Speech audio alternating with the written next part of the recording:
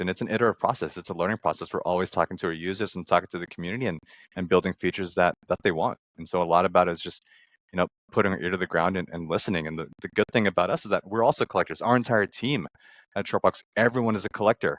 Like even, our entire engineering team, our product team, our support team, our operations, everyone is a comic book collector. And that just makes it so much easier for us to build a platform that we want because we are our own users. We very intimately understand what collectors want and need, or at least we hope we do.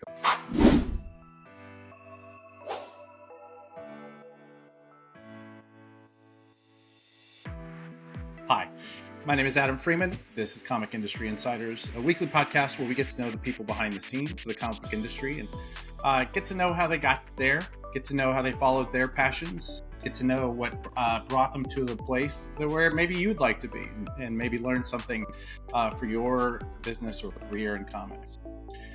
My guest this week is Miguel. Miguel and his partners started an app called Shortboxed, and it has become almost the de facto marketplace for comics in collectible comics. This is a really bad intro, and I really hope we don't use it. But I'm just going to say I've been really looking forward to talking with Gene. Honestly, I've spent all day looking at old interviews with Gene and trying to get to know what he does, because I don't understand it nearly as well as I do a lot of the other people we brought on. So we're all going to find this together. Gene, thanks for jumping on, buddy. I really appreciate it. Thanks, Adam. No, I thought that was a fantastic intro. So thank you for that. If you didn't even say anything, I would have been like, wow, that sounded rehearsed. Well, there you go. I can't help but tell stories on myself. So yeah. And I think you probably have just guaranteed that I'm going to keep it. So that's wonderful. I want to start this off in sort of a hard left turn.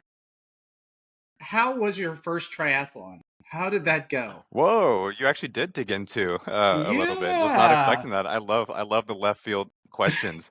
Oh wow. Okay, so not starting with the comics. Let's go. So yeah, I practice triathlon. I love staying active. I've been a cyclist for many years, and one day I decided, hey, I'm doing all the cycling. I can sort of run. I've run the occasional, 5K, 10K. Yeah. Not a strong swimmer at all, but I thought, hey, what the heck? I like to push myself. I like to challenge myself. And I was like, I might as well try doing a triathlon. So yeah, I did my first triathlon earlier this year. I finished it. That was the goal. The goal was just to cross the finish line. With there's different varying degrees of success. I wasn't trying to break any records or qualify for the Ironman World Championships or anything, but it was a lot of fun. I just love in general to sort of like push myself both physically and mentally and see how far I can take it. And I'm hooked.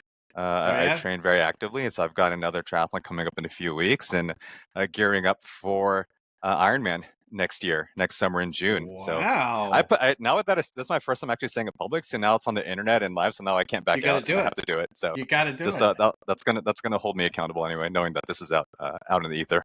When I was a much younger man, I was a cyclist as well, and I enjoyed really road or mountain biking, or like cyclocross. Road. Cool. I enjoyed really long distances. I think the longest I did was a double century once. Wow.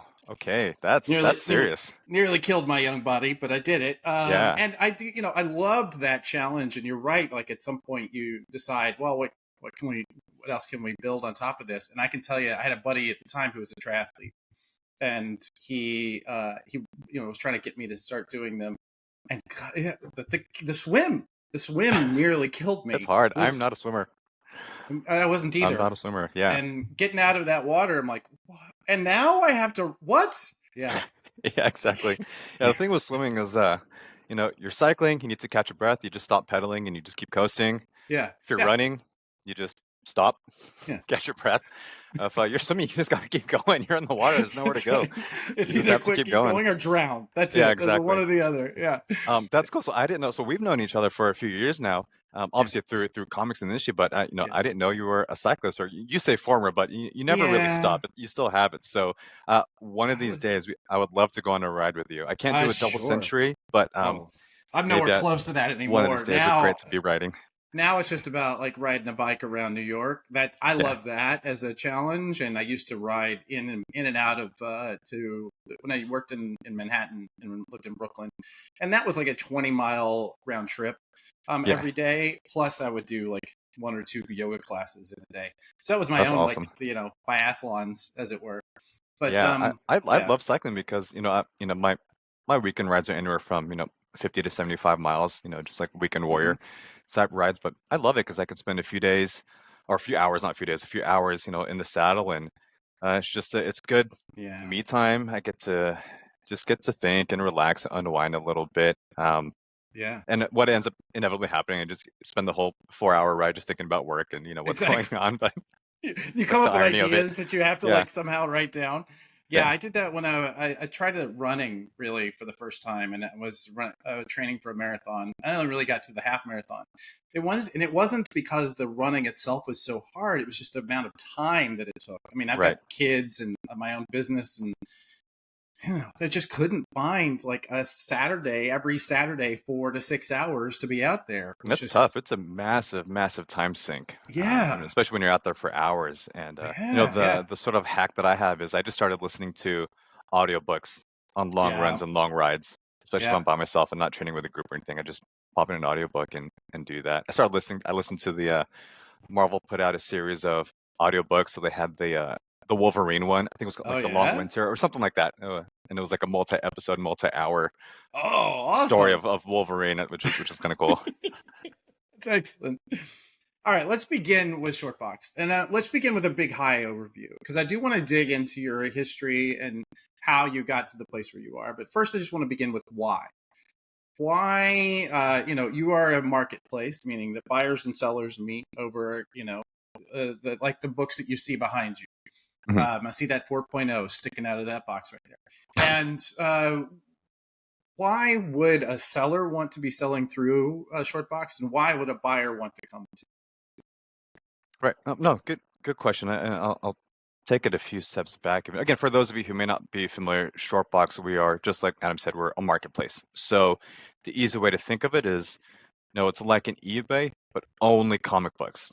It's a very, very niche, verticalized marketplace for a very specific set of users. That's people like us, comic book Right. fans, comic book collectors, buyers, sellers, dealers. And so, it's a marketplace for buying and selling comic books. And, your initial question really was, why did we start Shortbox? And I think that's a little bit more interesting than, why should they use Shortbox? And more so like, why did we Sure. start Shortbox? And just one, I myself and my co-founder and CTO BJ, we are lifelong comic book nerds. We're just lifelong fans. We've been collecting and reading comics our entire lives, and became friends over comics, and we've been friends for many years after that. But while being comic book collectors and fans, you know, over a decade ago, when we both rediscovered the hobby, got into it again, in earnest, things started snowballing really fast. We got really into it. We just started buying and selling just for fun. We both had our day jobs working in tech, and taking PTO and weekends off to hit the convention circuit, and set up our dealer tables at local shows, up and down the state, even across across the country. And it was really through that experience of being on the other side of the dealer table, not being a buyer collector, but being on the other side as a dealer, that we finally got to kind of peek behind the curtain, if you will, to see how the sausage is made. And Right. it is not pretty. It is not pretty. What I mean by that is that this entire industry, and by industry I really mean the secondary market, right? The Right. resale market, the collecting market, not the publishing market. It's very, very antiquated. I don't think me saying that would be a surprise to anyone listening to this, is that, the complex secondary market is very old school, very antiquated.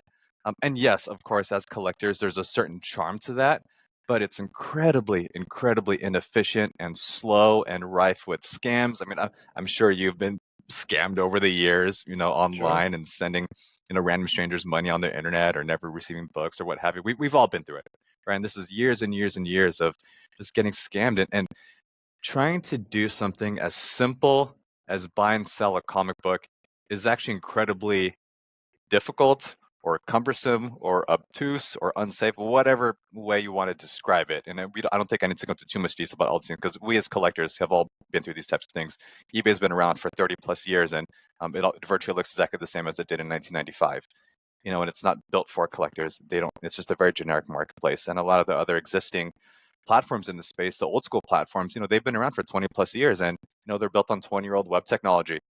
They're just very, very antiquated. And I alluded to earlier, BJ and myself, professionally, we've worked in tech our entire careers. We are technologists, we are software people, we are platform builders and community builders. And so naturally, our quant brains just start kicking in, and we're like, there's got to be a better way to do this. There's got to be an easier way. There's got to be a safer way. Why hasn't anyone built a modern platform? When you look at other collectibles verticals, not even just collectibles, but other sort of high-end collectibles like trading cards and watches and virtually any other type of collectible you see, they have all modernized and innovated to be modern platforms to today, and sort of have gone past that hill. But comics, for some reason, haven't. And so we really sort of felt obligated to do something about it, to build something, to build a platform that we wanted for ourselves. Truly, because we're like, why can't I just take a book, list it, and you already know the price and all this and blah blah, and someone one click check out, and have all the information at my fingertips. And so we truly felt obligated to be the ones that have to build it. So we truly did just build something that we thought needed to exist, and it's something that we wanted for ourselves. And we realized that if we want it this bad, we can't be the only ones that feel this way. This has to be something that we think people would want to use. And here we are, 4 years later, and we're still going. So that's really the origin story, of Yeah. Shortbox, if you will. I'd like to double tap on a couple things there. Let's talk about BJ. So you've talked about that story. You got that down. I love that. But tell me more about the friendship here. Where did that begin? And how is it come through together through comics? Do you discover that together? Where does that dynamic come from? Yeah. So BJ, again, he's the CTO and co-founder of Shortbox. We've been friends for many, many years. We've known each other since high school. We've been friends for Oh, right 20 on. plus years. We've been friends for a very, very long time.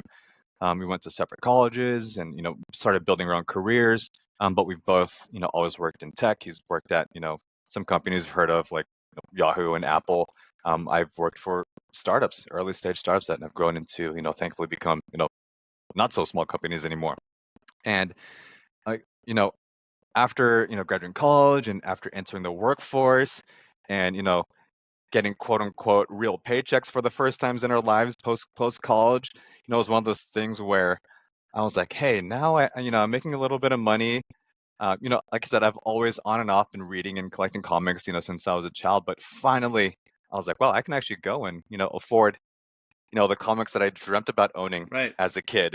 I was like, let me see if there's like a local convention that I could just go visit one day and just kind of see what's going on. And like this was 15 years ago, I think 15, 16 years ago. And so there was a local regional convention. I pinged, BJ, and he's been sort of reading on and off over the past few years. We'd occasionally share books and trade paperbacks with each other. And I was like, hey, I'm going to this convention. You want to just come tag along and let's go see what's going on? We're there with just a few bucks and, digging through dollar boxes. Yeah. And let's just say things escalated very, very quickly after that.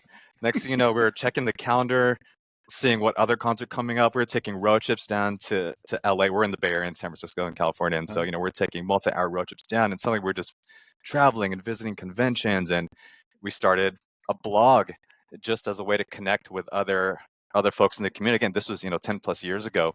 This was before there was a really thriving, YouTube or Facebook or Instagram communities. And so we wanted to start building our own community. So we started a blog.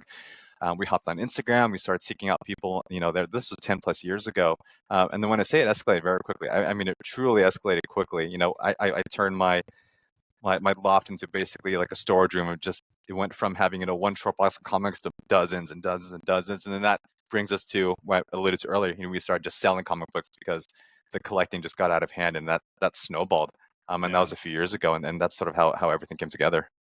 There's a really great picture that you posted, I want to say on Facebook, of where it started and where it is. That there's a picture of you two standing behind some dollar bins, some dollar boxes, and in front of your wall of graded books, and right next to the 2.15 million in seed funding photo. It's I love that as a journey, but especially this idea that you guys really did start off just as dealers, as a kind of weekend warrior guys. I think Mhm. that's really wonderful.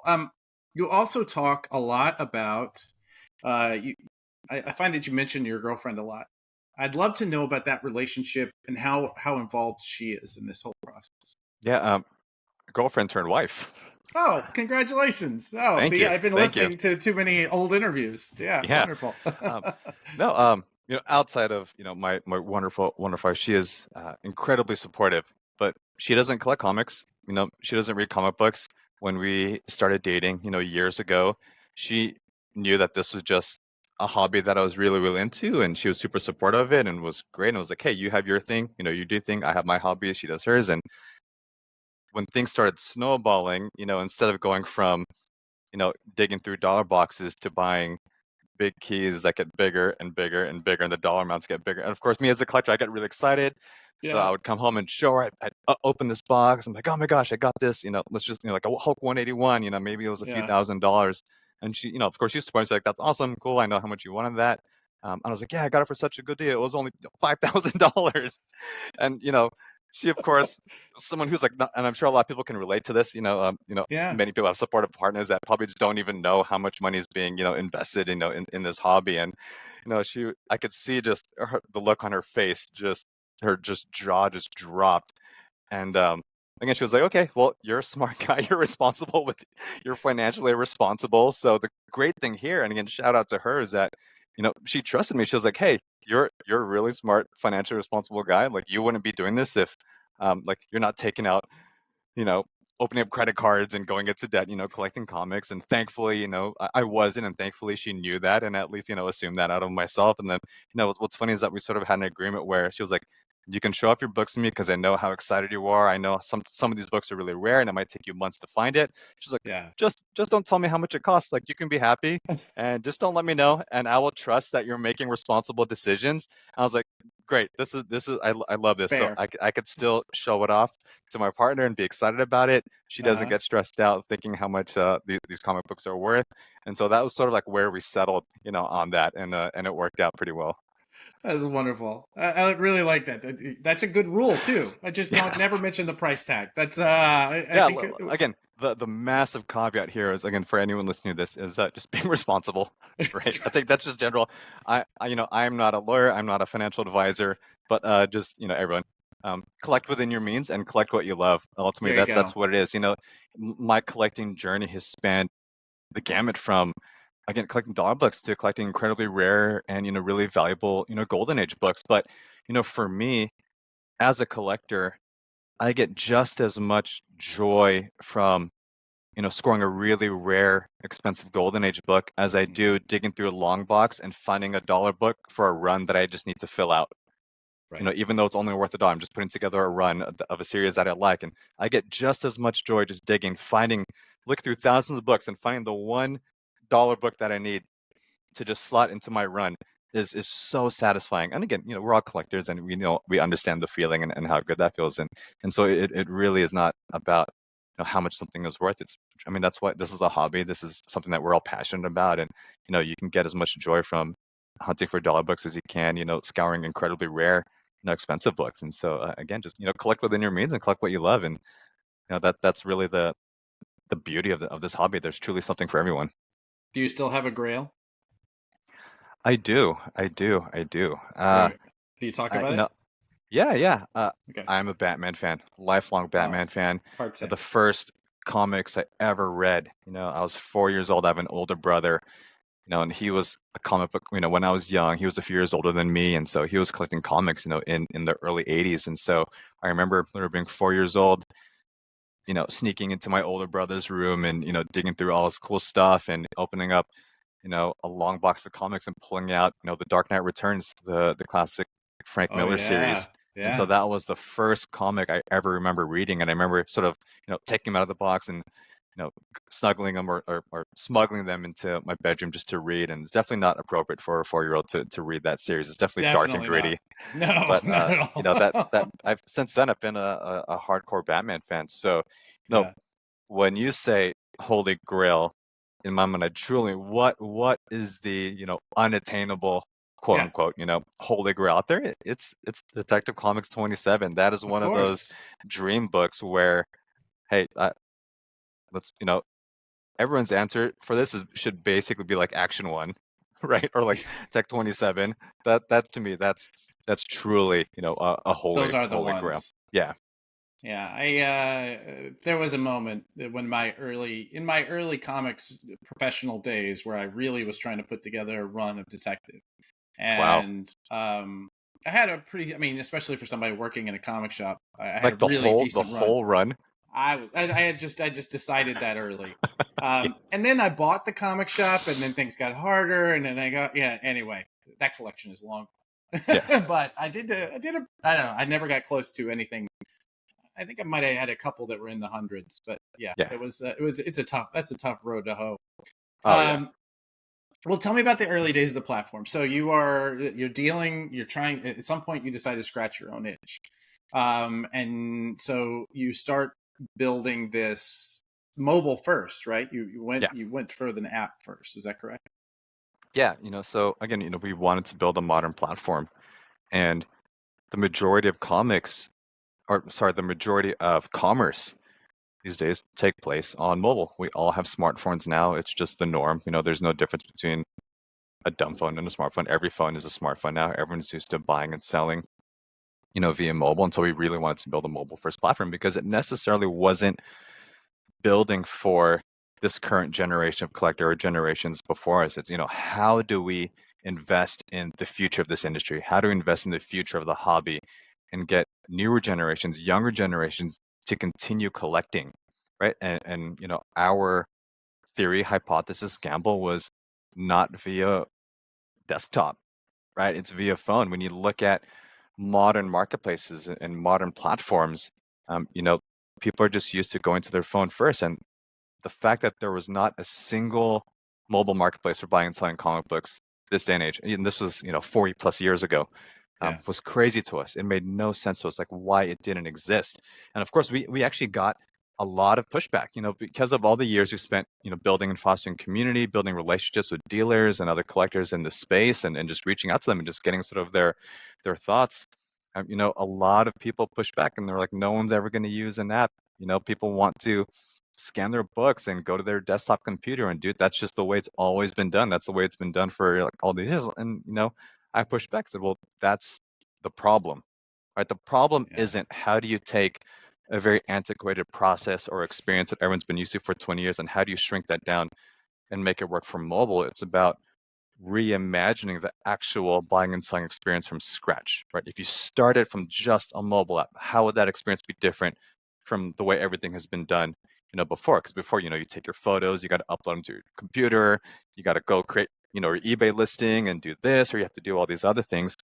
We all have cameras on our phone. Why can't I just take a picture of a book to create a listing, directly, within the app? And taking it one step further, like I mentioned that we are both Beej and I we're both software people, we're both technologists, and so why can't we use image recognition and machine learning to be able to identify the book that you're taking a picture of and remove the step of actually having to create a listing if we know exactly what the book is? Okay, so we went down that rabbit hole, and so now fast forward, at least on Shortbox, if you have a CGC graded book, for instance, you take a picture of the slab, we know exactly what book it is.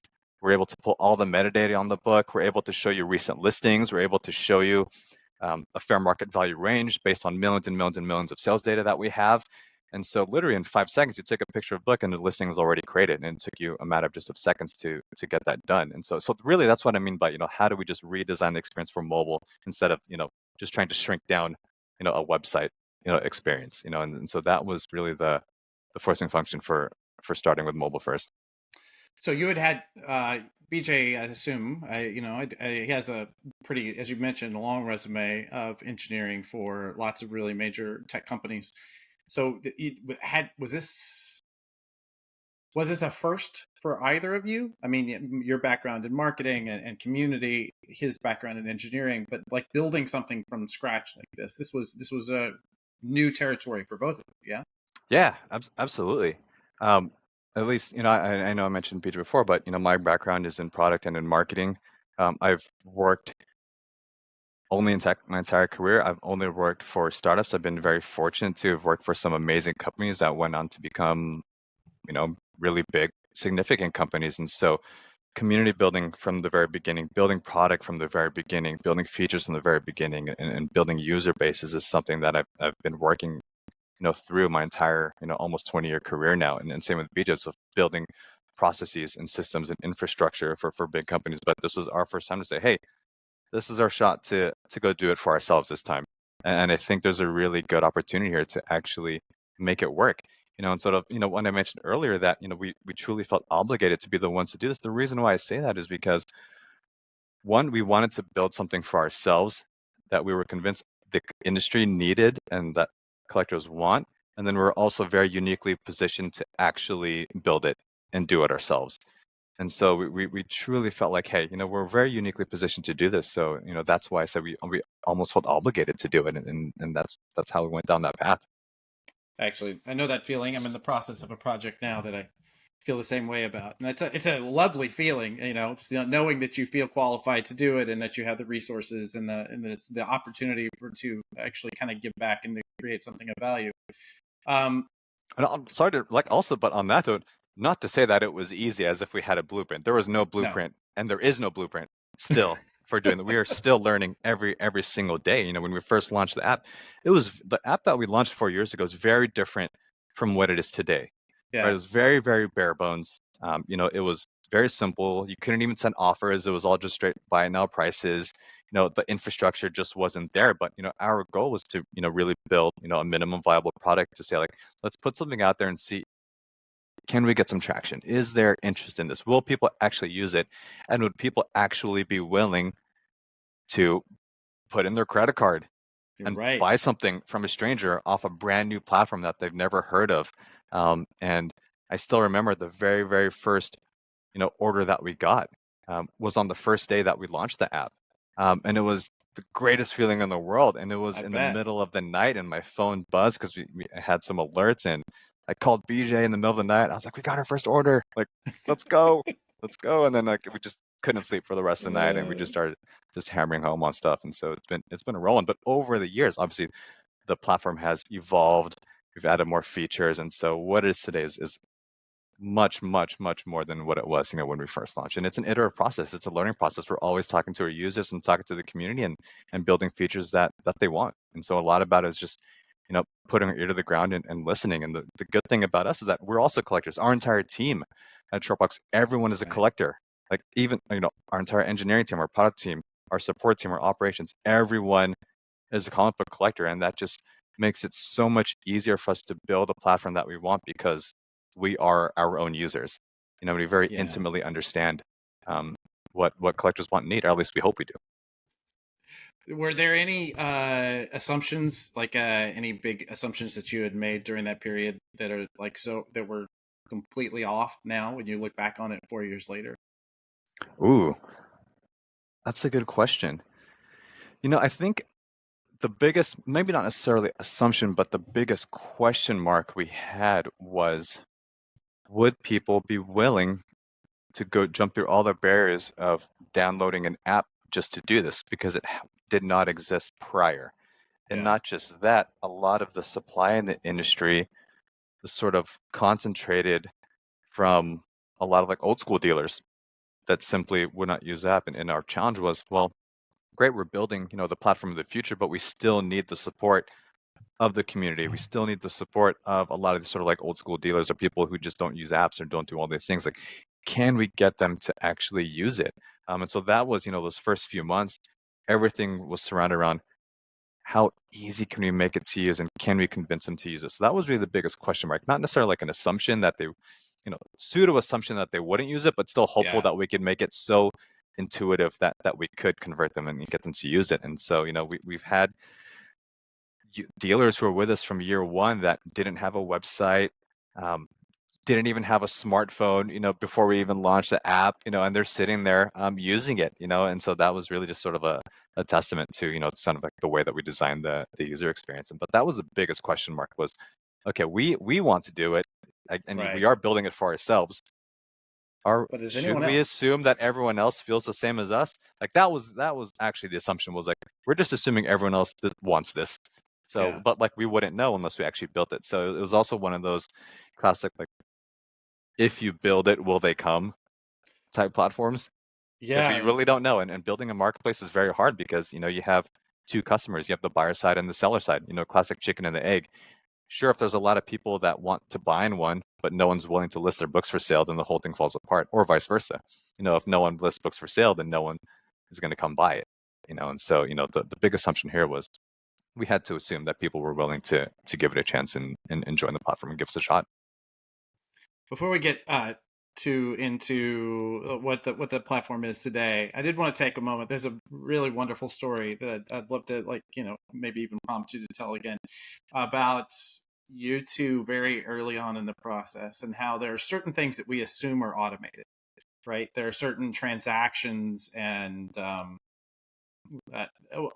let me just put it that way. And during this interview that you did with, I want to say it was some sort of like a marketplace podcast, you were talking about how so much of that Mhm. had to be done by hand, like you legitimately writing checks by hand and that sort Yeah. of thing.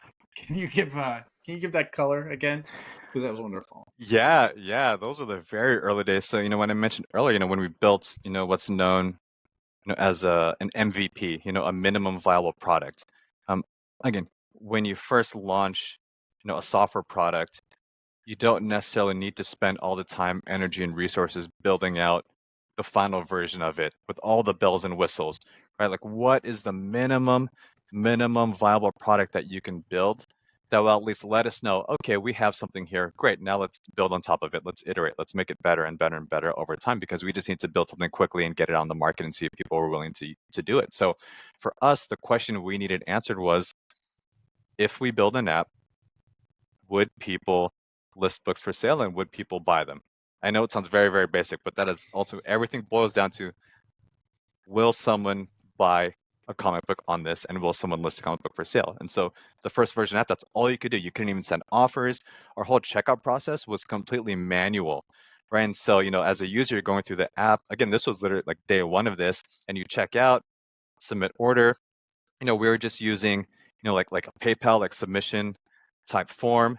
Um, and when I said this story earlier, when we got our first order in the middle of the night, it's actually because I had to wake up and run to the computer and process the transaction sort of manually on the back end and send it and send.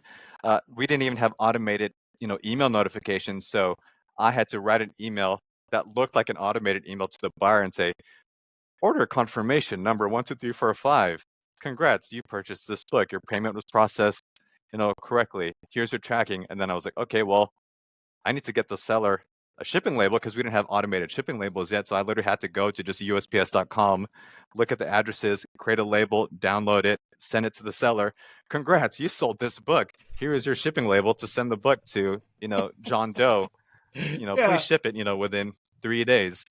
And then I'm sitting there over the next couple of days watching the tracking manually. Okay, he shipped it out, emailing the buyer.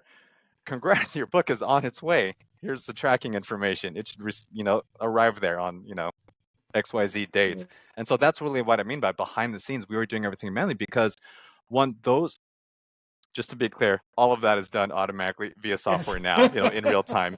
But back then, spending the energy, time, and resource to build out fully fleshed out payment processing systems and infrastructure and shipping label systems, that takes a massive amount of resources to build and time. And again, if you spend all that time and energy to build that and invest in that, and it turns out what you built is a dud and no one wants it, and you just wasted all this time, effort, money and resources to do it. And so we just had to get, the minimum product out there just to see, can we get someone to buy and sell, and doing that. And then you mentioned, handwriting checks.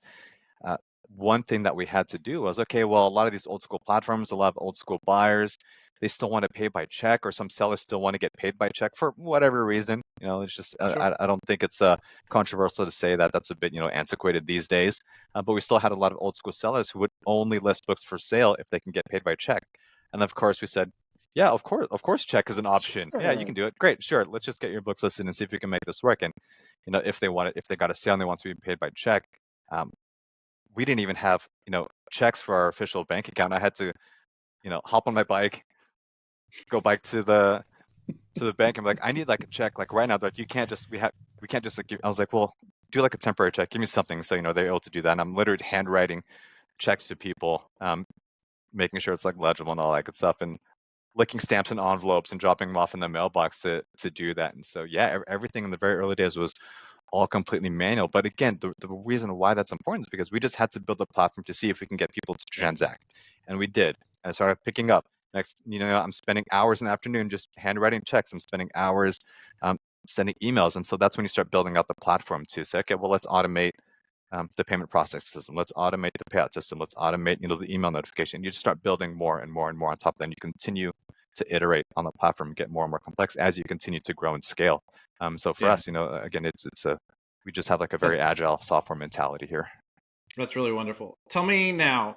So 4 years later, you're no longer handwriting checks. I'm sure everything is much more Thankfully. automated now. Yeah. Thankfully, you're no longer having to rush on your bike. Where does Shortbox live now in the ecosystem of that secondary market economics? Yeah. So again, we've grown a lot in the past 4 years. I mentioned earlier that the platform is very different today than it was 4 years ago. Again, 4 years ago it was just a very basic marketplace. List a book.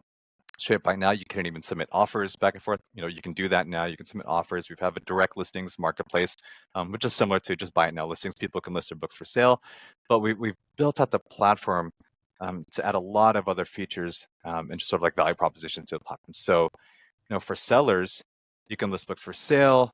We have millions of sales data points across multiple platforms, and so we're able to show recent sales for books. When you're looking at a listing, we're able to show you the fair market value range on a book because we've built multiple predictive pricing models that update in real time based on recent sales to show you sort of like the FMV range for our particular book. Um, we also built out a price guide. So I know there's a lot of platforms out there where you can, people can either, go on Sure. eBay and, search for a book and filter by sold listings and do all that. And there's other paid services out there that, you can pay for access to, look up pricing data. And for us, again, as technologists and software people, sort of philosophically, both Beej and I um, really just believe in just access to publicly available information. And access to publicly available information should be free and should not be gated behind a paywall. And so we had access to millions and millions and millions of sales data. So we just said, screw it, let's just build a price guide and just like make it free, right? It's not a secret. No one has secret access to secret sales that happen, on the black market. It's like everything's, Right. on eBay and all these other platforms and now on Shortbox. And so we built, a free price guide into the platform just because we wanted both the buyers and sellers to have access to the same level of information for free, and not have that be gated, behind a paywall. Other cool things I built, there's a portfolio now so you can track your collection on there. And if you want to list something for sale, you just tap a button that says list for sale and, poof, it's listed for sale on the marketplace. Yeah. But more excitingly, just this year, we actually expanded from a direct listings marketplace to an auction platform. And so now there's, the direct listings marketplace called those buy it now listings. And there's also an auction platform and we're running auctions every single day. It's been really, really exciting. And that's where we've been seeing a lot of our growth over the past few months has come from auctions. And this is something that we've been building towards, over the past few years is to get to this. And, it's really, really exciting for us because we're seeing a lot of engagement.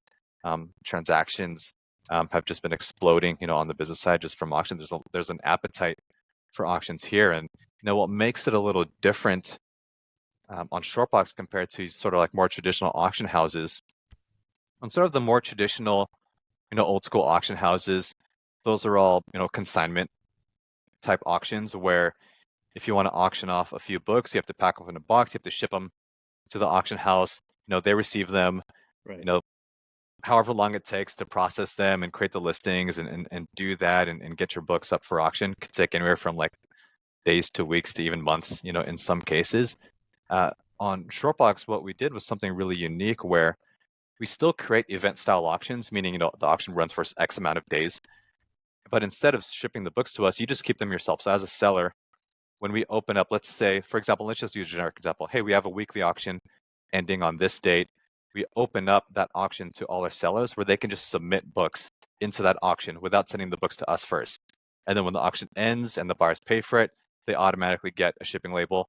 And then they just pack the books up and ship them directly to the buyers. What that allows us to do is allows us to just run multiple auctions with different themes, different price points, different eras, even with different sellers. We can do unique hosted auctions for specific. So if you wanted to run your own auction on, Adam's auction, we could set up your own specific auction there. But what that allows us to do is we can auction off a virtually unlimited number of books because there is no need for us to receive books, and we're not limited by Right. manpower or storage space. And the community has really latched onto it because they can just get books out there without having to pack things up and ship a box and wait, a few months for it to get sold, or if it gets sold, ever. And so we're really excited about that. And we think it's still new. We just launched this a few weeks ago. So word is still getting out, but the appetite is clearly there. And so that's really where a lot of our focus is right now. Well, so talk about that in relation to the boxes of books behind you. How do those fit inside of your ecosystem? Yeah, so there's a lot of bucks behind me. I'll do a quick little pan there. And so, Yeah. even though you mentioned, that our new auction platform where, sellers are just sending them directly to buyers. When we first launched auctions a few months ago, we were actually taking consignments in when we were doing that. Again, Gotcha. there's a theme here I'm sure you're latching on to where, hey, can we build an auction platform that people would be willing to send books to? We don't know. Let's try it. So we spent, time building an auction platform.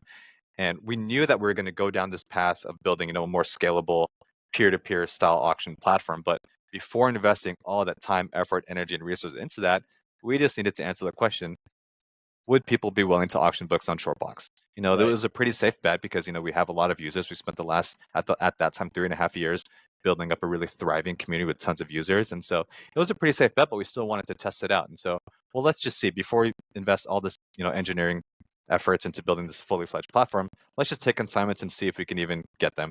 So that's what a lot of these are that are going out. And then we still take consignments for really high value books. And so coincidentally, our very first, we call it the Shortbox Select auction, where it's all books over $1,000. So it's all high value books.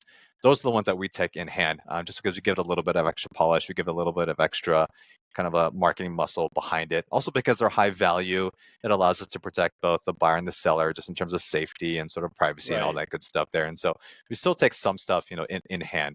But that makes up such a tiny portion of the books that are being auctioned every day, because we do have auctions ending every single day.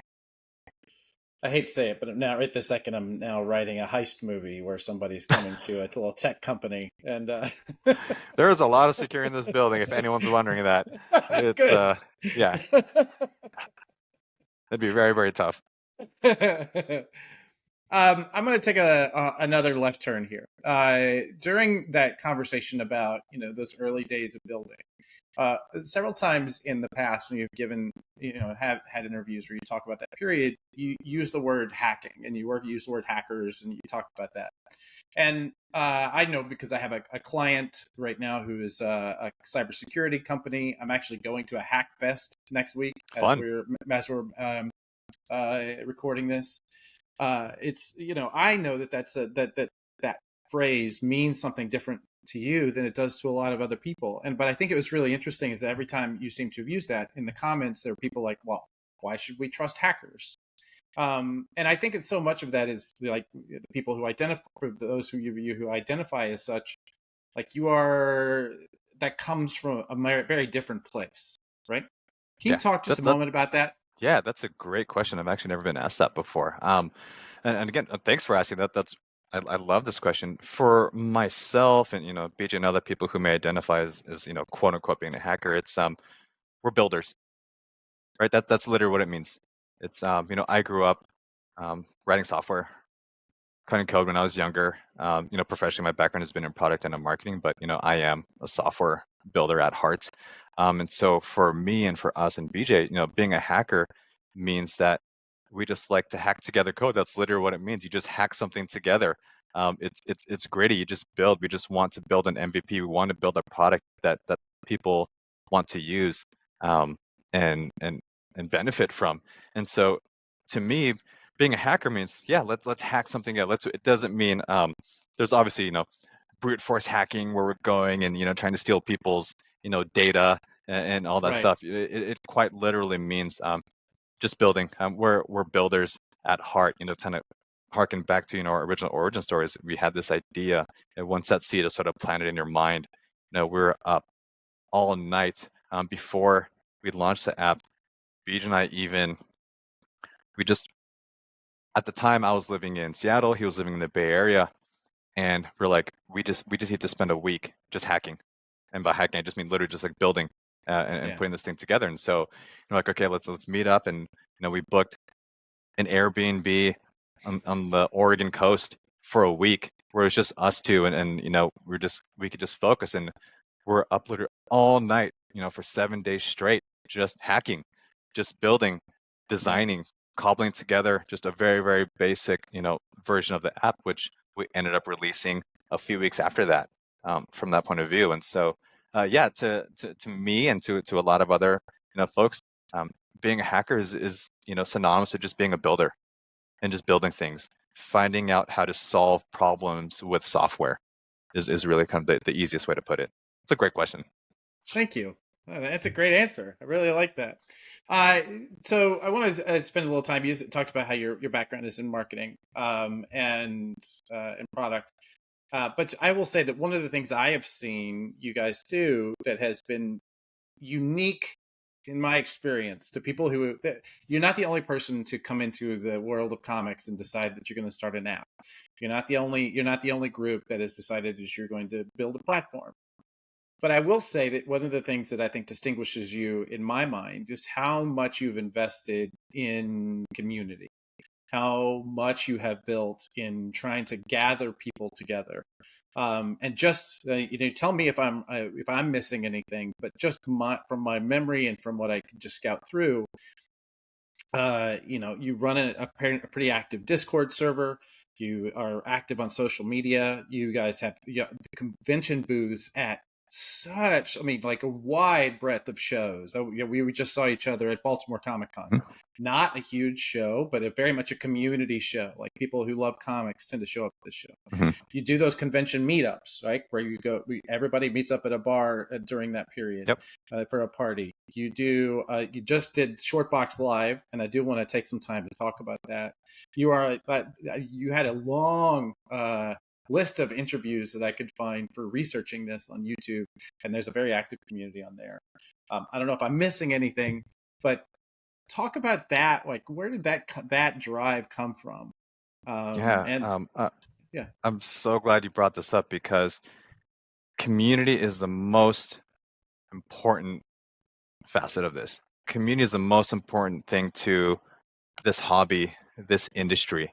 Even just calling it a hobby is almost a bit reductive, right? Because it truly is a community that we've all been a part of, and for us, collecting is a lifetime activity. It's a lifetime hobby. It's a lifetime pursuit. Without building a thriving community around our love for comics, it just becomes very transactional. And that's not something that we want our platform to be. I mean, yes, our platform is literally in the business of facilitating as many transactions as possible, but it's around comic books. It's around something we love. I would argue that most people who are buying and selling comics are doing it because they have an interest in it, because they have a love for it. The best thing about this hobby, at least for me and BJ, and I'm probably, echoing what a lot of other people think, is that the best part about this is meeting other people in the community, connecting with other people, talking. That's literally why you and I are here right this second is over our love for comics. This is a yeah, perfect example of that. Of the years of us, being dealers and community builders and building Shortbox, community has been everything because that's what truly allows us to connect with our love, for comics. And so, really since day one, even before that, even way before day one, I mentioned, we became, dealers. hitting the convention circuit. We started a blog many years before launching the app. The reason why we did that is because we wanted to start fostering community. We wanted to start building community, connecting with other collectors and building relationships with them. And that allowed us to launch Shortbox with already a base set of users that we had been spending years, building relationships with these folks. And so, I would argue that it's incredibly hard if someone else or another company, just wanted to sort of like parachute in, like, oh, comics, there's a lot of money to be made there, and they're all suckers and they're used to getting scammed and blah blah blah blah. I mean, like we as collectors, we can excuse my language. I don't even know if I can swear, but we can smell bullshit from a Please. mile away because we've been scammed and screwed over for many years. And so, for us, it's just we just wanted to make sure we just started fostering a lot of just positivity and being a platform and a brand and really a community where people can feel welcome and safe to just nerd out over comics. That is it. That's something that, you brought up conventions personally, and I may go slightly off topic here. What I love about comic book conventions, like what I absolutely love about them, is that everyone can go to a convention, and as soon as you walk through that door, when the doors are open, as soon as you walk in there and you hit the convention floor, there's something that just gets triggered in my brain. I'm sure for a lot of other people too, where it's just the walls just come down, and you're like, I'm with my people. Yeah. I can just like nerd out. I can have fun. I can go as deep into comic book lore and history and data and as much as I want with everyone here, and they're all just going to get me. And it's Yeah. such a beautiful human experience. It really, really is. And you could literally see that when people walk into a convention on day one. It's like they pass through that gate, and it's just like the whole outside world just disappears because, maybe they're really into comics and they can't nerd out about comics with coworkers or other friends or people who aren't into it, or they think it's weird, but you're surrounded by your tribe. And I love that thing, and that's really something that I wanted to make sure that we fostered, Yeah. as a brand and as a company, as a platform, because otherwise it's just transactional, and that's not fun. What fun is buying and selling comics if you can't show them off to people, if you can't connect with other people, if you can't you know just have something really interesting to talk about. So we invest a lot of energy into, social media and our Discord. And when we're at conventions, we have our booth. We like to treat our booth as a community hub. We tell all our users every time we're going on that show, just come to the booth and hang out. If you need somewhere to drop off your backpack or a box of books, just come to our booth and hang out, drop them off there. And what we've seen is we have a lot of community members, a lot of users, when they see us at a show, it truly is the hub. Like, we're going to meet up at the Shortbox booth and just like hang out, and we welcome Yeah. that, right? Because and the reason we have our booth just open, there isn't a wall or a gate in front or just like, something that we can hide behind. It's, we want people to know that they can connect with others, around our brand and around the platform and around our community. And so our community is everything for us. We invest so much into it. When we think about internal, when I say I'm talking about internally now, is sort of Shortbox and our employees. There's really two products that we have, right? There's the literal product itself, the app, the ecosystem, the platform, the marketplace. And the other side is our community. And we invest as much into fostering and building that community as we do building new features and designing new, user experiences on the app, because it truly matters. And that's why we have our own convention now. That's why we have Shortbox Live, because we spent all these years traveling around the country, going to other conventions.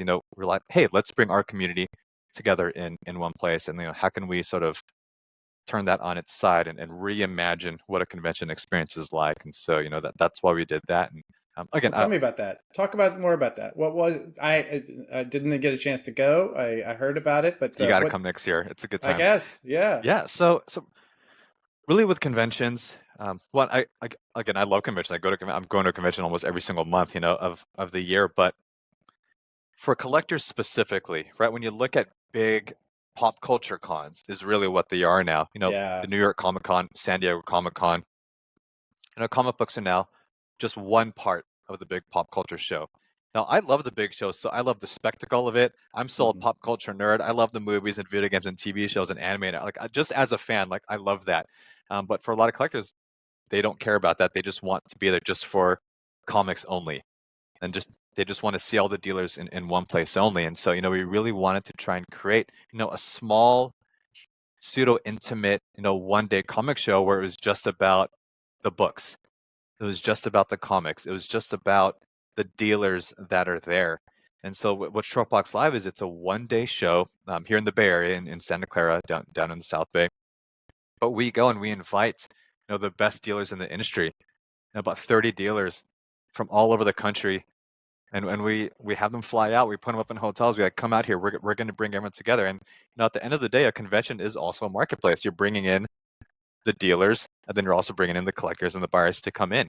And not just that, there's still a lot of really, really cool panels and content and interviews that happen at conventions that I think a lot of people don't get to go to because they're Right. just on the show floor, because they're like digging for books and they're negotiating, over a big purchase, and they can't walk half a mile to get to some room on the other side of the convention center.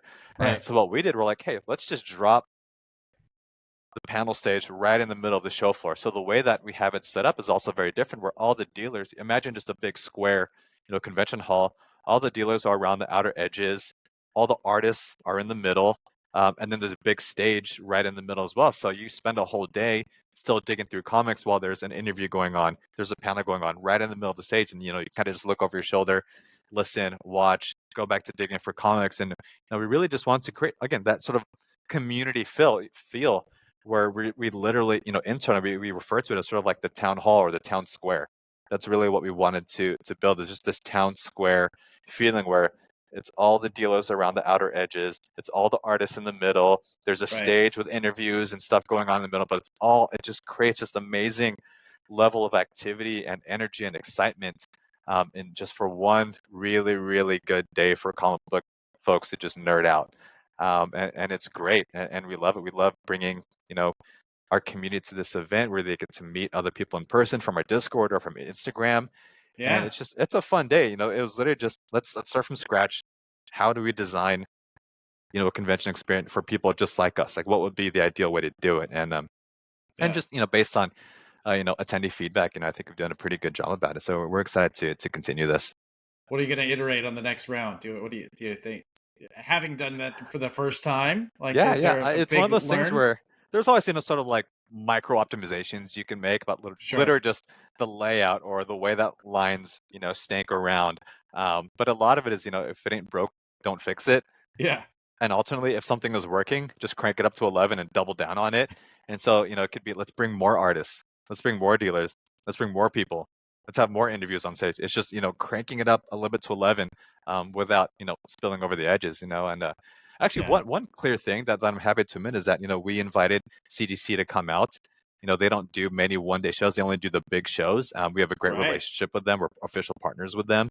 They want to come and do our show. And, both of us, when I say us, Shortbox and CGC, we were unsure of how many submissions they were going to get. Like, hey, if we can get, a few hundred, maybe we'll do that. They got thousands of submissions because there was such an appetite for the local community to just submit books, because CGC hasn't been in the Bay Area in a long time.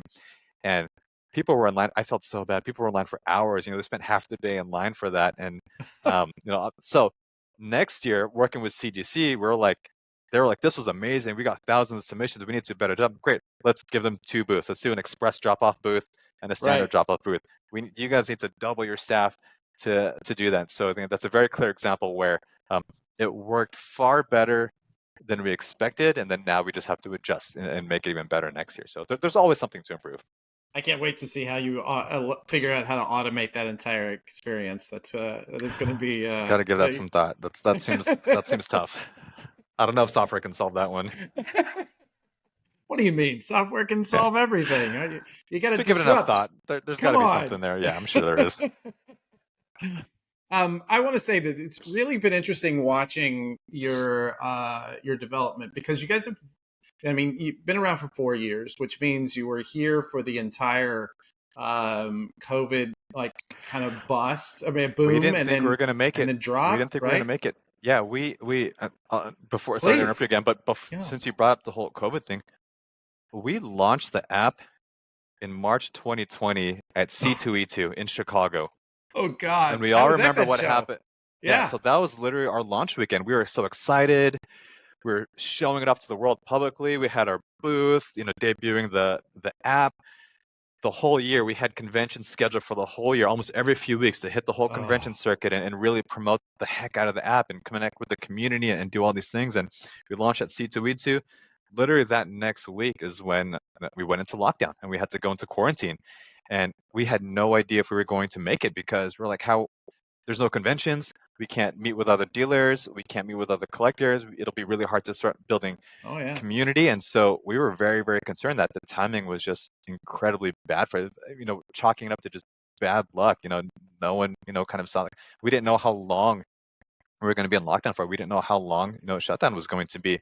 oh yeah, But what ended up happening, again, if there is a silver lining to a global pandemic, which there usually isn't, yes, but if there is one thing that worked out was there was this incredible boom in collectibles because everyone was stuck true, at home, rediscovering old hobbies, people going back to their childhood homes and digging out their boxes of old comics from, their attics, and just it brought a lot of new collectors into the space, which was great for us. So we were kind of in the right place at the right time, where you have a lot of people rediscovering the hobby and wanting, more platforms to buy and sell. And great, there's this new modern platform that just launched. And then, when you compare it to sort of like the antiquated old school platforms, sort of the choice was clear there. But not just that, there were a lot of comic shops that were losing all of the revenue because they couldn't have customers coming into the door. They had to pivot. They had to start selling online. A lot of the yeah, dealers who sell exclusively at conventions, they're literally on the road almost every day of the year, just driving state to state to state, going to all these conventions. They lost all of their revenue. Again, thankfully, because we had spent so many years building and fostering community, building relationships with these dealers and having good relationships with them, making sure that we were able to really just bend over backwards and say, hey, let's go, let's get you some books sold because right. there's no conventions coming up. And so being able to partner with these and having their trust, to help them out and really helping them, have a new revenue channel for them when there's no conventions. For comic shops, allowing them to dig into their back issue stock, and start selling them to customers online, giving them an extra channel to generate revenue, was great because, it helped us as well, and it got a Sure. new users on board. And so, there was that boom, in comics. What I find interesting about every time I see a graph about any company or platform's performance during that period, and it really doesn't matter if we're talking about new comic sales or new graphic novel sales or old whatever, collectible books. It's all the same sort of pattern, right? We saw this like huge spike there around 2021, 22, and then we saw this drop, and now we all seem to be tracking in back Hmm. up. But it was Absolutely. always, but every single one of them, that the drop was nowhere close to where we started at the beginning. And I think that Yes. says a lot, right, about the future of of new comics and publishing, but also in collectibles, right? Yeah, no, and I'm glad you brought that up because when you look at, again, now I'm speaking sort of, for the secondary market, but Sure. when you look at values of books today, for common keys, Hulk 181 and ASM 300 and UMS 98, the very, very popular keys that trade hands very frequently, because we have access to all the real-time data in terms of sales, the values that they're sitting at right now are higher than they were pre-pandemic, right? So what that means Right. is that we would have naturally gotten to this level if the pandemic boom in collectibles never happened, right? We just have to zoom out a little bit. But if you enter the hobby during that skyrocket, crazy run up in values, Sure. and then you're still in it now, from your POV, it might be, oh, the sky is falling, everything is crashing, everything is going to zero, which is not the case, and, we saw this coming from a mile away. When values of comics shouldn't be doubling every 6 months. That's not normal in any Sure. asset class. That is not normal. I think No. that should be common sense there. And so, we knew there was going to be a correction on the horizon. It was a matter of just how would the general, community sort of like react to it. And I think right now people are saying, okay, well, things seem to have stabilized. When I say stabilized, I mean just in terms of values of books, and they're higher than they were pre-pandemic. So I think we've entered a really good upswing, as you said, and things are starting to pick up again. And so, again, when you look at comic books and their values over decades, comic books truly are one of the blue chip collectibles, compared to sports cards and other types of collectibles there. When you look at sports cards, they tend to be highly volatile. there's always constant boom and bust periods, very, very frequently, over and over and over and over. But when you zoom out and you look at comics over the past few decades, you'll see it every so often, but generally the trend line is slow and steady over time because these things are truly rare. There is no manufactured scarcity. Um, Not to mention anything recent going on right now, but over time with vintage collectibles, they're scarce because they're actually vintage and they're old, and these are characters that are going to be with us for many, many generations. And so I think what we're seeing here is just a very, very healthy um, growth sort of in value because there are some collectors that collect purely for nostalgia. There are some people that want to invest in it as an alternative investment asset, and there's some people that day trade essentially on news and rumors, which is great. But again, there's different ways to manage your buying and selling. But overall, I feel like comic books are very very blue chip, so to speak. In thinking about that, and then thinking about, say, the future of any platform, right? Whatnot just released their state of live stream selling report, and extrapolating out from that, it seems that they were saying that there is something like they call it 2.2 billion in comics and anime, which is a big broad thing, that there was over live stream sales over across all platforms. Are live stream sales, are they eating your lunch, or is there some future where you go, we should have gone into that? No, not necessarily. I think it's great. Well, one, I love what they're doing, right? Like, why it's great is because collectors buy and sell differently, right? There's different ways to do it, right? I think there's a space for social selling, which is live streaming. I think it's great. I think there's a future in that, and there's a space for traditional auction type platforms, as well as traditional direct listing style type platforms. Well, like our goal is as a platform is how do we make if I'm just going to reduce what we do down to the most basic concept, it's how do we make buying and selling as easy as possible for collectors, right? That is Right. what we're doing. Like, how do we make it as easy and seamless and intuitive as possible, right? And we started with creating direct listings. How do you make that as easy as possible? Great, you can list a book in a matter of a couple seconds. That's amazing. It's like magic. As we continue to evolve, how do we make auctions as easy and intuitive as possible? We create a completely new format, right? Like a peer-to-peer event style auction, which has never been done before. And this is only a few weeks old, and it's exploding. It's going gangbusters right now, which is amazing to see that there's a need for it and a want for it. And beyond that, do we have plans to move into like live streaming? Potentially, like everything's on the board, right? Like there's nothing off the board, really. Essentially, you know Right. what? If our community, really is like clamoring for it, is it something that we're looking into? Absolutely, right? And then our challenge would be, great. How do we make live streaming or buying and selling over live stream as easy and seamless as possible? Right, that's another challenge that we will be tackling. And even beyond that, are there other platforms, are there other ways, are there other um, formats that we should be looking into as well? Short answer is yes.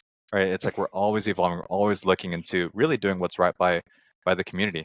And at the same time, with live streaming, there's a need for it because sometimes I think that a lot of people are able to just to move like bulk, right? They're able to move a lot of like lower value type items, like cheaper dollar books, one two, just in bulk. Like that's great. I think it's a fantastic platform for people just to Sure. move a lot of lower end books at high volume, and for people that want them, I think that's amazing.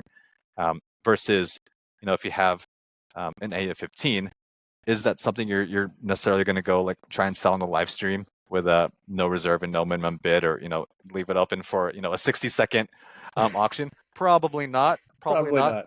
Yeah. I'm sure it has been done before, right? There's exceptions to every rule, but that's probably not that. Or if you're a seller that just has hundreds of books and there's prices that you want to get for them eventually, but you're in a rush, great. Then you can set up your own shop and you could list them on a direct listings marketplace, and they sell when they sell, and you see if you get any buy there. So I think there's formats for everyone, and I think it's healthy to have different types of formats for all collectors. Talk about new comics. So this is something that I spend most of my time thinking about, is Yeah. moving comics inside of comic shops, moving them through the comics, building up the comic shops themselves. But your platform doesn't seem, at least from my little tinkering, doesn't seem really optimized for integrating kind of new books. Is that by design, or is that just by demand? Yeah, no, it's by design. right? Like our platform is primarily for buying and selling on the secondary market, right? And not necessarily being a sales channel for new comic book day, if you will, Right. right?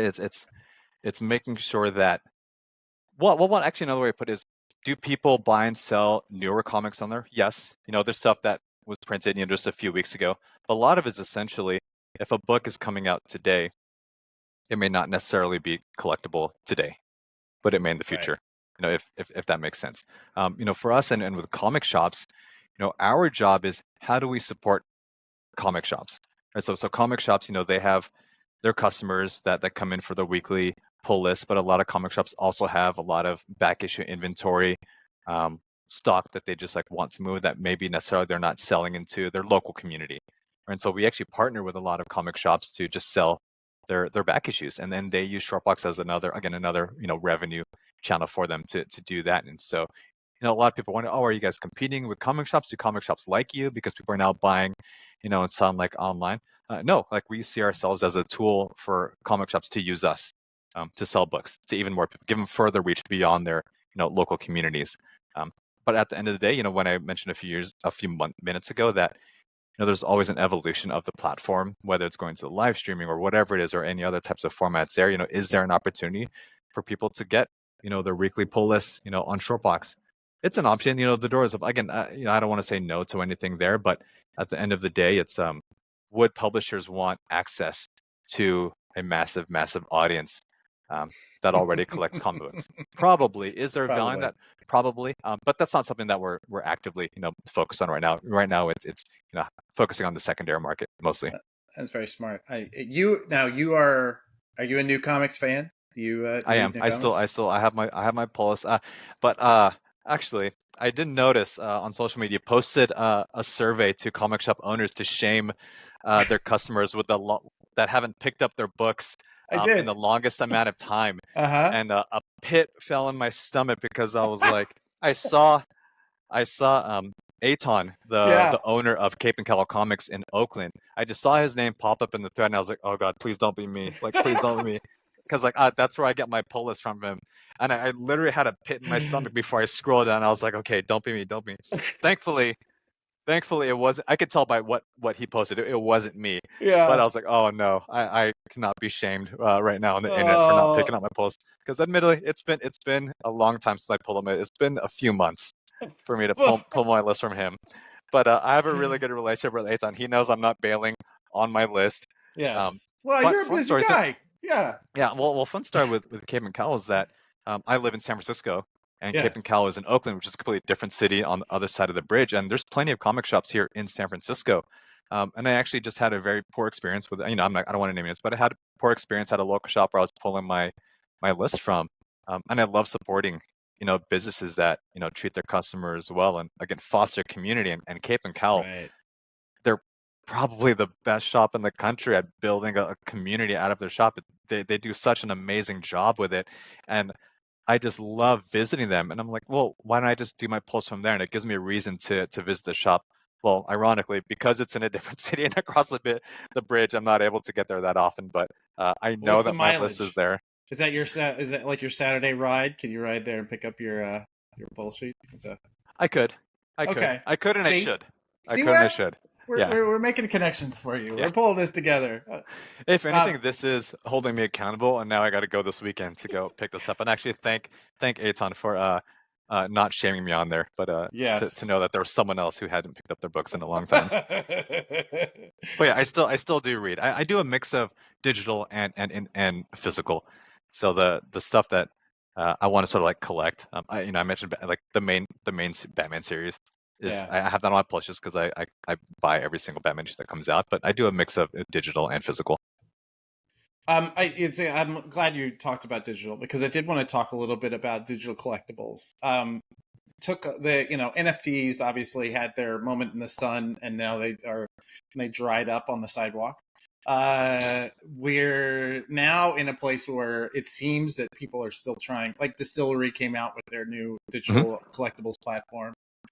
Um, What is your viewpoint on that? As someone who deals in these kinds of transactions, and I mean, arguably too, I think the successful ones I've seen involve some sort of community, right?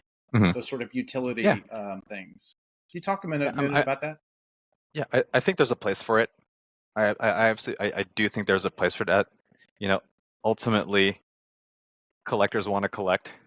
Yeah, I think that's in our nature. That's in our DNA. Whether it's collecting cars or comics or baseball cards or digital collectibles, I think that's all valid. To me, it's no different than diving into a video game and collecting all the items just to fill up, your profile with all of the digital.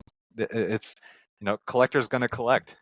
got to It catch them all. ultimately is why I think there is a place for it. Whether or not there's true value on a secondary market for these collectibles ultimately comes down to, as you said, the community that they build around it. Right. And I think what we saw a couple of years ago, when NFTs were really exploding, it felt like every day there was a new digital comics NFT platform spinning up.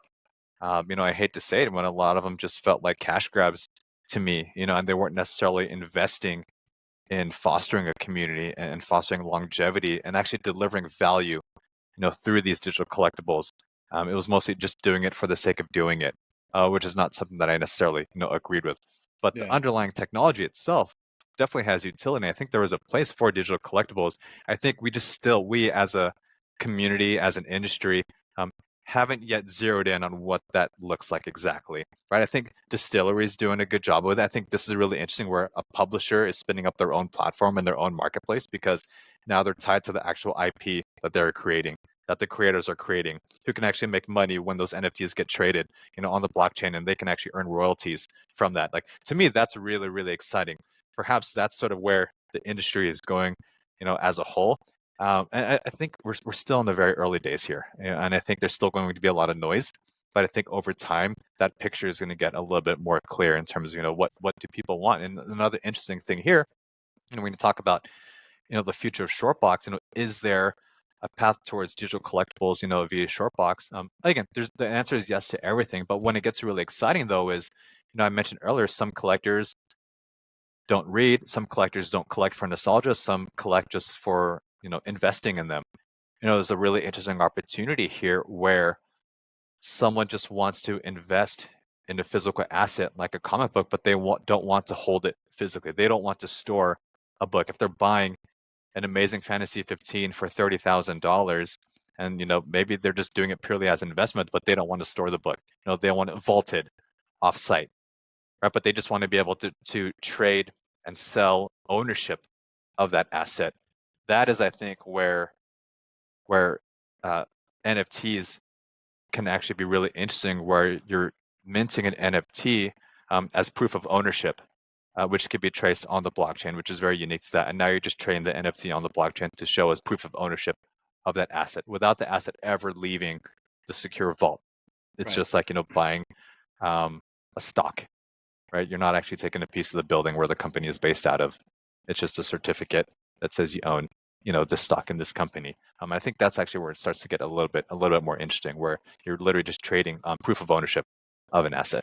So I I've think heard I of it. think that's where it gets a little more fascinating. I've heard about a few people who have been trying that and pitching that as an idea. Is that something that you guys have? I mean, obviously, you have no problem storing people's comics. Is there a vault? Is there No long vault term yet. cold No storage official coming from vault yet. Shortbox?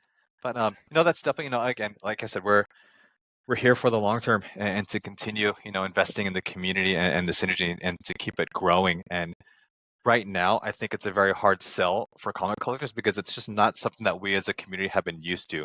Because most Yeah, collectors, we're collectors because we want the book. yeah, Like I buy a Hulk 181. I want the book because I want to look at it because I look at it and it makes me happy. Like yeah, that's all that matters, right? Just like when I told my story about showing it off to my wife because I have it in my hand. I'm like really excited about it, and you don't get that excitement just because it's like, well, just trust me, I own it. It's in a vault somewhere. I think that's kind of where the current state of collectors are, where um, we're hoarders, we're collectors. We just like having stuff. I think it's in our DNA. But there is a growing segment of people that are purely investors in the space, and I think that's really the audience that's going to make it or break it, if you yeah. will. And will that audience grow to a big enough size to warrant having to go down this path? Are there enough quote unquote investors out there? And personally, I don't think it's necessarily going to come from our core community. I think it's going to come from outside. I think it's going to come from retail investors. I think it's going to come from sort of more mainstream fans of it. Over the last 13 years, 14 years, we've had this incredible tailwind of interest in these characters from the MCU and the DCU. There's entire generations of people that have spent their whole childhoods growing up with these movies and TVs and video games and are loving these characters and are discovering them through movies and TV and not through comic books. But what we're seeing is that this generation is now entering the workforce and they want to go back and they want to own the first appearance. They want to own the original comic book. They want to own the source material.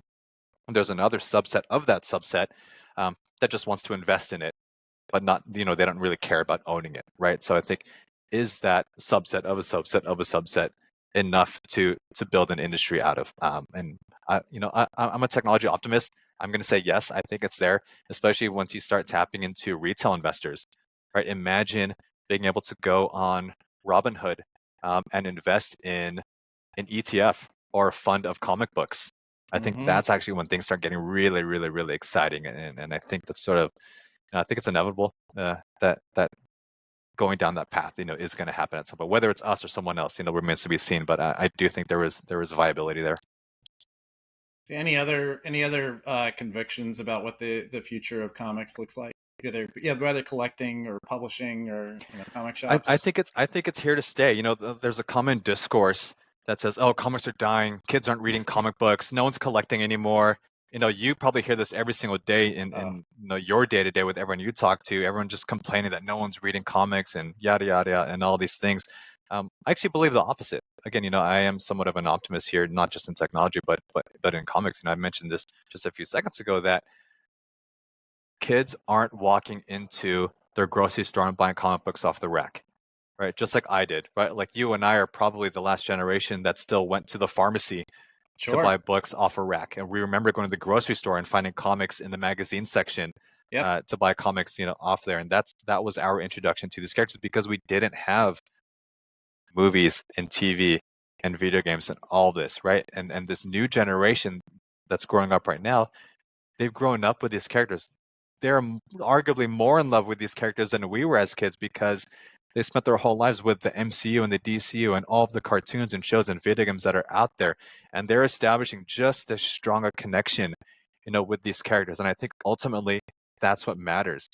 That's what made comic books so important and so valuable to us because it's escapism for a lot of us when we were growing up. Even not even growing up, I'm still growing up. Even now, it's just you want to escape into good stories, right? And whether that's through a comic book or a TV show or a movie or a video game, these characters are still being loved by generations to come. And so I think ultimately that's why it has staying power, right? Because kids are discovering these characters and it almost, I'm not gonna say it doesn't matter that they're not reading comic books, but what it does is it generates the interest in these characters.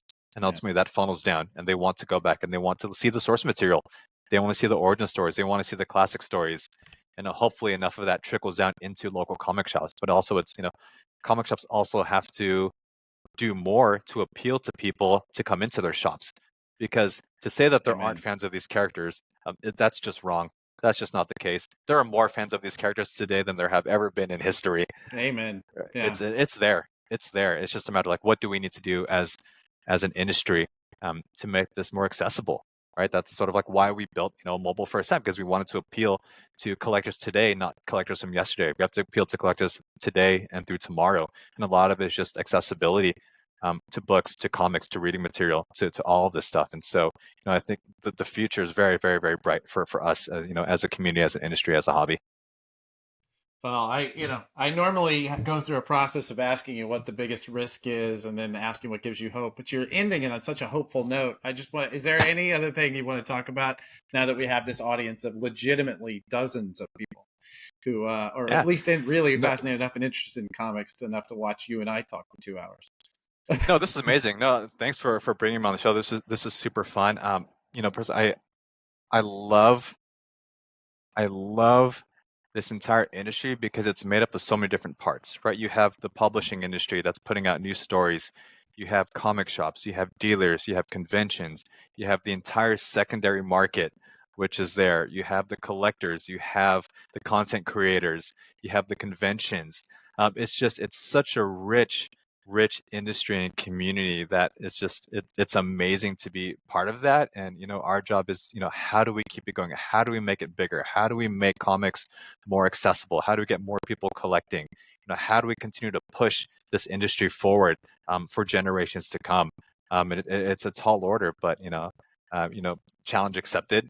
I think you, Adam, are doing a fantastic job at this.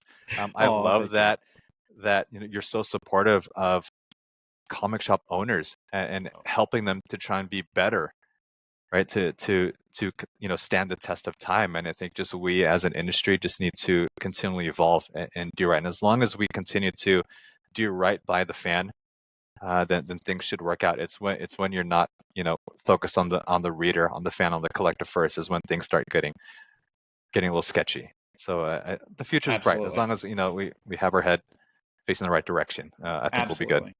One of the retailers that we've had on that I think I learned the most from, and even Aton actually said that he learned the most from, is a man named Steve Anderson from Third Eye, and all he talked about was his obsession with that customer experience. And I think we can all learn a lot from that, which is just focusing down on that customer experience.